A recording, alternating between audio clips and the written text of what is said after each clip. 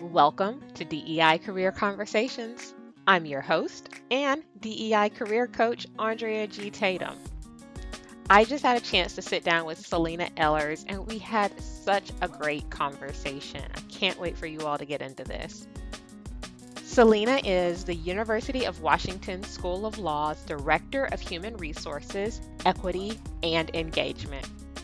She's a human resources administrator and DEI professional with more than 20 years of experience linking academic and research communities in creative partnerships. She has diverse skills in human resources, policy, research, monitoring, and evaluation. And she's really been able to adopt all of those skills with her passion for inclusion and equity. I love that she even says that her passion is treating people equally, but her mission is getting people to see HR as a friendly place. In this episode, we talk about her journey into DEI, which includes a conversation around where things kind of got started in this field with affirmative action and the impact it had on her as an individual. We also talk about how she really serves various constituents within her own organization. And although it's in the setting of a law school, it really resonates into a corporate setting as well. And she really talks about how she believes in transparency in data and gives some really great advice that I think any aspiring DEI professionals can really lean into. So let's dive right in. Hi, Sellyna. I am so thrilled that you are a part of today's DEI career conversation. I'd love to start us out by just hearing from you a little bit about your journey and how you ended up in the role that you're in today. Thank you, Andrea, for inviting me to this session. My journey with DEI actually happened by mistake. I was initially hired at the University of California, Davis, as an assistant to the chair or something so long ago. Of course, now I can't even remember. But at the time that I was hired, I did not realize I was an affirmative action hire. Why did I not realize? I was new to the country. I had just gotten here, and I applied to this position because it met most of the things that I knew how to do. And once I got hired, there was just a weird vibe in the office. I felt like people looked at me and treated me very differently from the other people, staff members that worked there. And I have to tell you, it was a staff of 13 people, and I was the only Black person in the department. And of course, it being the chemistry department, it was mostly male dominated by scientists, very few female scientists. And actually, the reason why they hired me was one of the female professors filed a grievance against the department, and they found out that there were a lot of things that they were doing that were wrong. And so when I was hired, I was supposed to fill in a quarter, and nobody told me that. And so I actually was talking to my manager one day, and I said, I just get this weird feeling every time I talk to everybody. And she said to me, we were forced to hire you. And that made me feel really bad. Like, what? So people don't really believe that I know what I'm doing? And I said to her, I have to work 3 times harder than my white colleagues for everybody to accept what I was doing. And I actually remember very clearly there was this one professor, he was about 78 years old. He actually wrote comments about me that she doesn't know what a zip code looks like. And I was sad, and I spent a lot of time crying those days. And, as luck would have it, my husband got a job at the University of California, Riverside, and I moved with him, and I left that department. When I came to the University of California, Riverside, it was pretty much similarly the same thing. There was not that many Black women on campus. So I applied for a position and I got it. But at that point in my life, I started asking questions. Is this an affirmative action hire? Of course, affirmative action then ended up being repealed, and so it doesn't happen anymore. But I also noticed that as I started talking to other HR people, that we didn't tend to hire many Black people. And so I just started learning everything that I could. And honestly, in the early 80s, DEI was not an issue. When you brought it up, people looked at you like you're a troublemaker. What are you talking about? What do you know? And it doesn't help that I had this weird accent. But I noticed very quickly that a lot of not just staff, even the faculty that we hired that were people of color, did not tend to stay. because there was nobody mentoring them. They did not feel like they were accepted. And I have so many instances where I talked to junior faculty, male and female, who just told me that we were so excited to get into this job, but this is not the place for us. And so through the process, I ended up being the executive director of the faculty senate. And one of the biggest reasons I wanted that job was it had one of the first, at the time it was called the diversity committee, and then we expanded it to include equity and inclusion. And I worked really hard to make sure that it was always chaired by a person of color. And I would tell them things like, if you don't chair this committee and if you don't get people to come and work into this committee, there's no way we're ever going to change the culture at the University of California, Riverside. And I was really happy that it has become one of the most important committees within the Senate at the University of California, Riverside. And, it's not just up to me, but up to everybody who's been in that committee. We've changed a lot. And so when I moved to Seattle in 2012, I knew I had to continue doing this in my work. And so I've been doing it all along. And, I've been in academia most of my life. I left for a little bit of time to work at Fred Hatch, but then I came back into academia. And of course, what I've realized really quickly is there are challenges when you work within an academic unit and when you work in a nonprofit. Sometimes it's much easier to kind of navigate DEI outside of the academia. Sometimes it's easier in the academia because they make it something that's mandatory. Absolutely. And it's so interesting that you mentioned affirmative action and kind of the journey that you've been in as someone who's worked in HR and has kind of seen all these pivots. What would you say is kind of the most interesting thing about where we are now in terms of what people describe as diversity, equity, and inclusion versus what you were maybe seeing in the 80s? Like what's the same, what's different? I think one of the things that I've noticed actually right now is you can talk about it easily. In the 80s, and at least in my department, they didn't talk about it. It was never brought up. And there were just these undercurrent vibes that you felt, but nobody brought it up. I think right now it's very easy for me to ask at an interview, what is your DEI story? What do you do for DEI?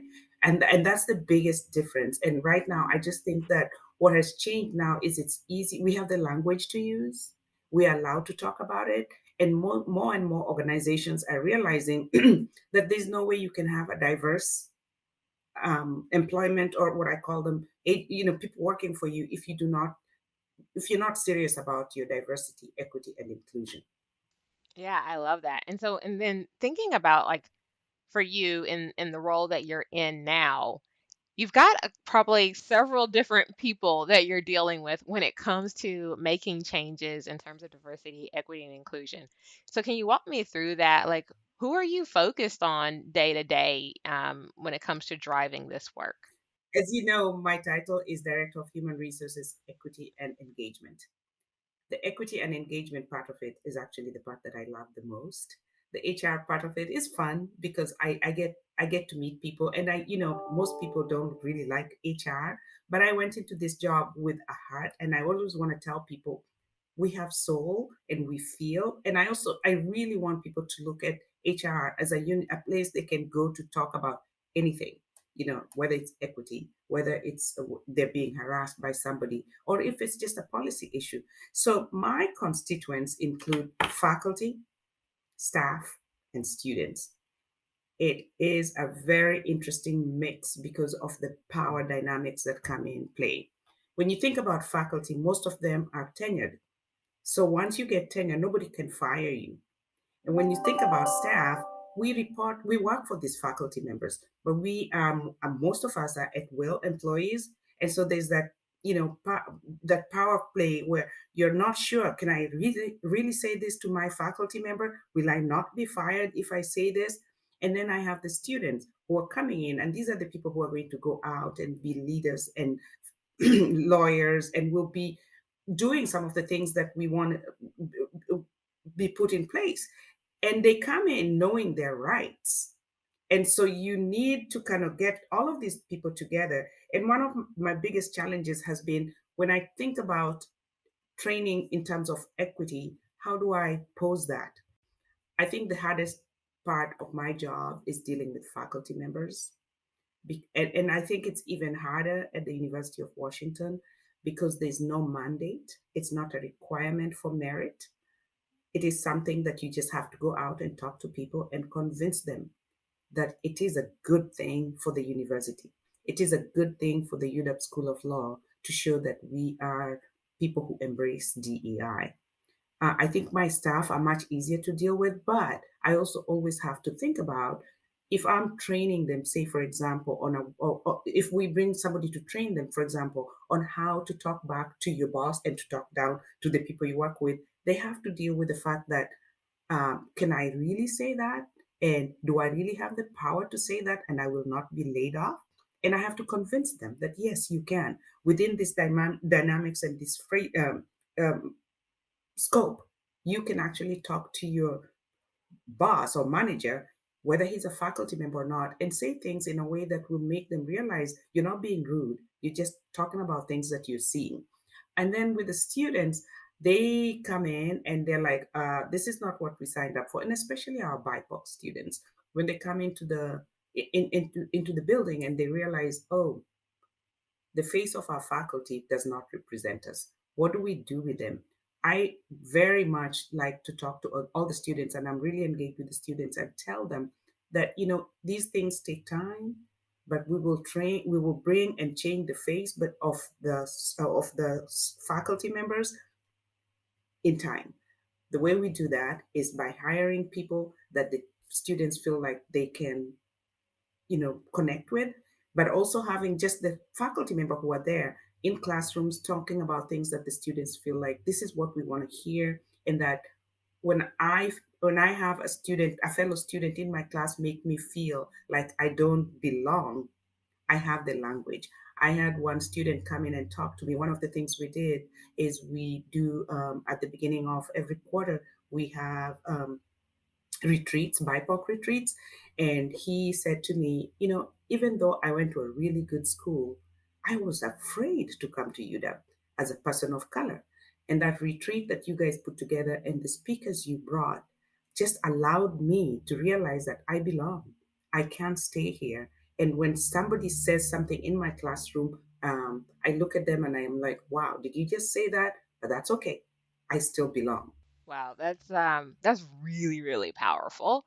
And I think that, even though I know you're talking about it in the context of your university, I think it really resonates in a corporate sense, especially as you were talking about kind of those power dynamics between students, staff, and faculty. There's definitely similar power dynamics from the C-suite to middle managers to individual contributors within an organization, and that same feeling of like, can I speak up? Can I say what I need to say? And having those engagements where everybody is learning the same language, everyone's getting the same information is really powerful Yeah. because then, like you said, then people feel that they're empowered to say like, okay, we can really do better in inside of this. And so for the people who you mentioned your students coming in and like these are law school students Yeah. and you said they know their rights. So what does that look like? Do you get pushback from your students? And if so, how do you deal with that knowing, I mean, they are literally being trained to be really good arguers and that's what they're coming in to do. I haven't had a problem with the students. Actually, they welcome a lot of the DEI trainings that we bring in. And the hardest, they realize that the trainings are good for them because, like you say, there are people who are going to be going out and argue. They spend all their time arguing in court. I think what I do for students that is part of our DEI work is kind of training them how to deal with difficult situations. And difficult situations are going to happen in their lives throughout. So one of the Absolutely. so let's for example, you're in a classroom and a fellow student who's not the same race as you says something that's really derogatory. How do you deal with it? And we teach them, we give them the language and the tools to deal with that, because those difficult situation and circumstances are going to happen throughout your lives. And if you're going to be a really good lawyer, you need to know how to deal with this, because you might stand in front of a judge who actually is probably old school and doesn't understand this DEI language and says something, and we know that this happens. And how will Yeah. you deal with it? So for the students, I actually find them much easier to provide training to, because they want to get the tools. They want the tools that will help them reach out to the community and into the world that they're going to, and be able to deal with even the most difficult, ridiculous circumstance, because we've given them the training that they need. Oh, I love that. That's so amazing. And so then, you talked about doing what you loved most about your job was doing the education. How do you go about that? Like, how do you decide what you're going to provide and when? Like, how do you kind of map out your year? We have an associate dean for DEI. And so we, at the beginning of every year, we know what we're going to do in every quarter. But I believe so much if DI has the word inclusion in it, and that whatever training we bring in has been vetted by our entire community. So we send out surveys and ask them, what are you interested in? What can you bring? What can we bring you? We brought a psychologist one time because some students had had this person talk somewhere, and it was right at the beginning of the pandemic, and people were going through some really tough times. And so we sent out a survey and say, okay, we're putting together our plan training goals for the year, and we would really love input from you. And so we get input from the entire community. And this one student wrote me separately and said, I heard this person talk at such and such a place.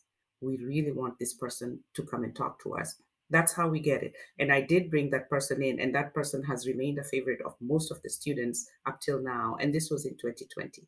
Oh, that's really cool. Okay, I love that. And I think that um, what I hear you really saying is ultimately you're collecting some data up front Yeah, before making yeah. decisions. And I think that's so imperative in this work that we do that like really not only just understanding like what's going on in the organization, but like what is it that people need in any given moment. And so I really love that you're really taking that approach. And so for you, I'm interested to know before you kind of fell into this work, what do you wish that you knew before starting into diversity, equity, and inclusion?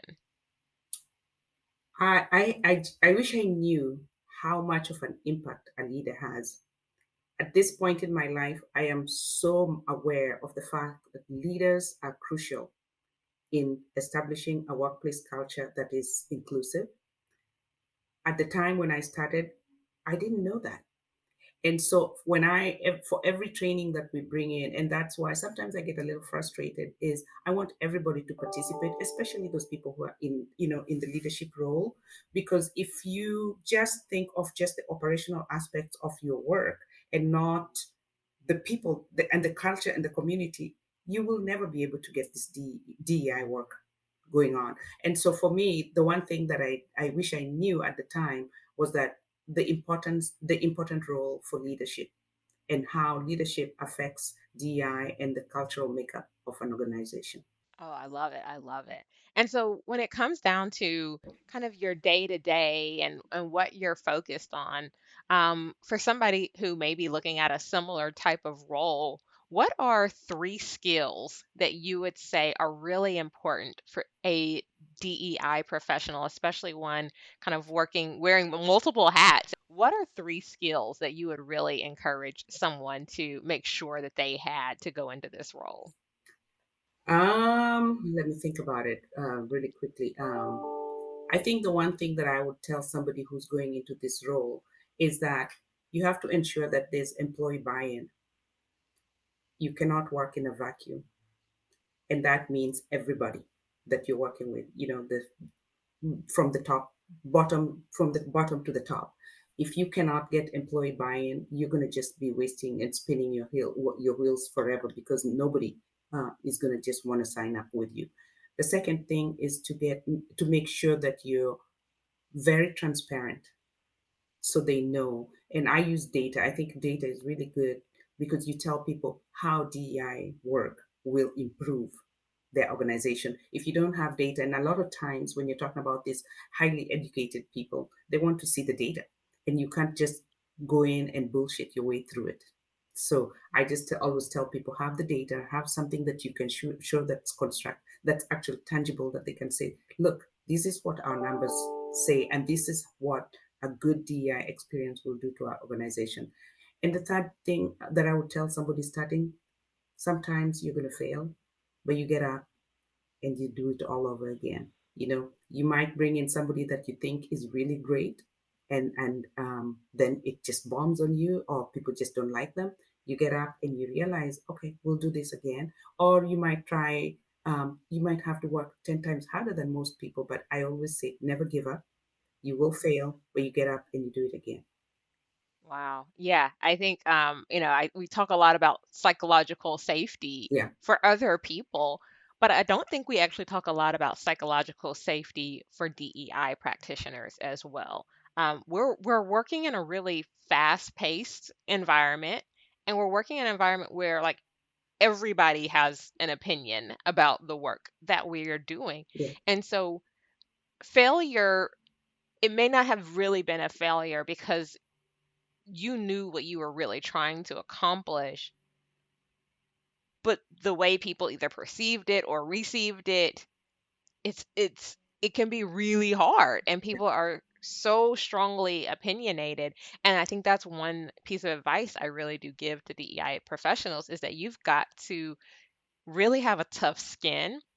You've got to be able to have a self-care routine because there are going to be those times where like here you are thinking I am doing the best that I can do, and all of a sudden, someone has a totally different opinion or goes and, kind of like squashes everything that you really tried to do, and it can be disheartening, and it can feel like, well, I should just give up and I can't do this anymore. But I really encourage people to think like, okay, if this thing didn't work, and to your point, how do you use the data to either go back and show like, here's what we were really trying to do? And so, speaking of data, how do you decide who gets access to what data?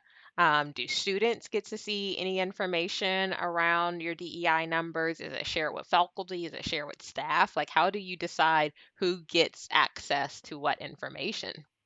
You're asking students, will ask you for everything. And I just said something Uh, about transparency. I believe in sharing everything, because first of all, when you're in academia and in the school of law, they have ways of finding things, and I actually think you're more credible when you put it up front and show it to them, rather than have them go and dig out and wonder, why didn't you tell us this. So our data is shared by this whoever asks for it, if it's the faculty, if it's the staff, and if it's the students. And I can tell you, the students are always the ones who want to see the data, because they want to be convinced that it really will work. So yeah, I provide data. We provide data to anybody who asks, and I think that the data is really crucial. Transparency is really crucial. You never want to hide anything, even if it's bad. I think you need to show them, and then figure out a way that we can fix this situation. Yeah, I love that. Oh, this has been so good. I have really enjoyed this conversation. Is there anything else that you would want to share with aspiring DEI professionals who are thinking about making that pivot into this career full time? I would tell them it is the most fulfilling journey. And there are days when, after say a training, or when we've put something together, and people come back and write to me and tell me that was the best training I have ever received. And especially if you're a person of color in DEI work, especially, and you are working with mostly white people, when they come back and say, I did not know that about a specific thing, thank you so much for bringing that to my our attention. I'm like, wow, I did do something that was good. And so what I would tell people is, just go out there and do it. And a lot of times, you will be surprised at the people who will reach out to you and tell you, I didn't even know we needed that. I did Yeah. not know. Yeah. I often tell people when you have those situations, when you feel like you got that win, document it, Yeah. write it down, put it on a sticky note, because then you go back to just having talked about those failures. You have to have that balance. And so sometimes it's really helpful to go back and be like, okay, the work we're doing is good. We have made a positive impact. And you may need to go back and look at those wins. And so I used to keep like a little folder called Tiny Wins Yeah. on my on my desktop and be like, I got this email from someone, just to your point, that said, that training that you did or this email that you sent out, it allowed me to show up as my most authentic self. Hmm. I am now this or that, or I'm doing this. This is what I've been experiencing. And now you've opened the door for me to be able to be true about that. That's when you, to your point, you really know that you're making that impact, and it's very validating. Yeah, I say, So yeah, I save all those emails, and also those emails help me when I'm thinking about the next training that we're putting together, because I really believe if you're going to take people's time and have them attend training, make trainings that are valuable and useful to them, and it's always not going to be the same for everybody, but you can grow out of that and use those emails to look at the next one that you bring in and find something that will be very impactful and that can have that like eye-opening time where you're like, wow, I didn't know that. You just allowed me to ask those kinds of questions. And it can be intimidating at times, but you reach out and, like I said, always getting people's input, thinking ahead, and just realizing that organizations don't have all the tools, and you're just part of making this thing work for everybody. And you do it. You don't always feel like you have all the you're totally equipped to address all the issues. I know that.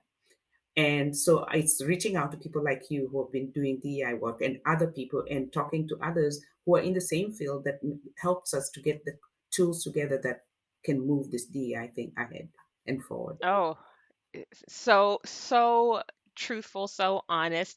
I think it is so easy to believe that like once you make this pivot, you're supposed to know everything, and that's just not realistic. Even though I have been doing DEI for I mean, I have to, like, it's been a, by comparison, right? You just talked about your journey in having kind of seen affirmative action and been in the HR space. Like, my time here has been short. But I have experienced the work of DEI in so many different ways, and I've been in so many different industries. And so that's what I know I'm able to bring to this work. But when I need to have like conversation about like deep, deep policies and things, like I have to then go and say, like, let me go and call on my network. Yeah, Let me bring in those people who I know I trust and I value their opinion, and who this is their specific area of expertise. Like, no one person can do this alone. And so if you get into an organization and you're the sole person doing the role of DEI, there's a lot of red flags there for a lot of reasons, but every organization's on their journey. But make sure that you build your community, because I think you just really said something so powerful there. Like, having people to lean on, lean into their expertise. And you work in the education field. We all have to constantly be on a journey to learn ourselves. yeah, yeah. Our journey doesn't end. Yeah, it never ends. And actually, I always, it's a reminder whenever we have our DEI meetings that DEI and the learning is a journey. It never ends. And you said something too about the expertise. I think it's really important when you pick anybody to come and give any training that you're sure that they know what their circumstances are and what they're going to be presenting, especially when you're presenting to lawyers like I do, and to people who are really well educated. You do not want to seem kind of like, you know, what is this crazy stuff that you're bringing us? So for me, it's really interesting that I do my background searches and really go out and learn that before I bring this person. Is this person going to be received well? Are they really an expert in their area? Do I need to bring like an attorney to talk to attorneys? Is that the only way they're going to hear it? Or do I bring somebody with a PhD in psychology to talk about mental wellness? Because it doesn't have to be that you have the biggest names, your PhD or whatever. I had somebody come and talk about Juneteenth who has a bachelor's degree, but is a well of is a historian, like a historian I've never seen. And she was amazing. She pulls this information out of her head. Like, I don't even know how you remember all of these things. And you can actually go back and look, she was right. So it's not just the accolades that accompany the name, but it's the knowledge, the depth, and what they know. Yeah. And I think it's really easy, and I assume even more so in that academics area where people get caught up on titles and education and background. And so even, from the idea of hiring and best practices around that, you have to look deeper. You have Yeah. to understand like what is the value that this person is bringing, and it may not come with PhDs and, JDs Yeah. and all of those kinds of extra letters. Like people can be educated in different ways and their experiences can have a lot of value. And so even that in the idea of who you bring or who you're looking to hire for different roles says a lot. And so, we all have to be so cautious and conscious of not getting too caught up on, oh, is this person got this pedigree, because we could be really missing out on something. And that's another way that you end up kind of like leaving out a whole group of people if you are going to get caught up in PhDs and just in this whole thing that, or not just a PhD, but the titles and the schools and the classism. It becomes then it's a classism thing where you're looking at people because you only want a certain group of people. My eyes are always open to everybody. My whole belief is that you know you don't have to have come from the best Ivy school to be able to deliver a good message on DEI. You just have to feel it in your soul and in your heart and really know what you're doing. I love it. I think that's a perfect note to wrap up on. And so I always love to end with just like a little bit of fun. And so, if there was a musical or a biopic about your life, who would you have play you and what would it be called? I would be played by Viola Davis. I I Absolutely. love her. I love her. I think she represents a lot of qualities that I believe that she could play me very well. And what would my movie be called? Let me see. When I first arrived in California, one of my workmates used to call me the Nubian princess, and my movie would be called the Nubian princess, the I love it. DEI journey through the eyes of a Nubian princess, Ooh, because it's different. My journey yeah, is different from your journey, and so yeah. all our journeys are different. So you have to actually look it through the lens of the person that you're talking to. So mine would be DEI journey through the eyes of a Nubian princess. Beautiful. Well, Selena, thank you so much for being here, and thank you for all the great advice and tidbits that you've given to our listeners. I'm so glad we were able to finally sit down and do this together. Thanks so much. Thank you so much, Andrea. I hope you all enjoyed this episode of DEI Career Conversations. My goal is to help create more transparency about what it really means to work in diversity, equity, and inclusion, while helping experienced professionals gain clarity about how their passion, skills, and experience can make a real impact. To learn more, visit DEIcareer.com.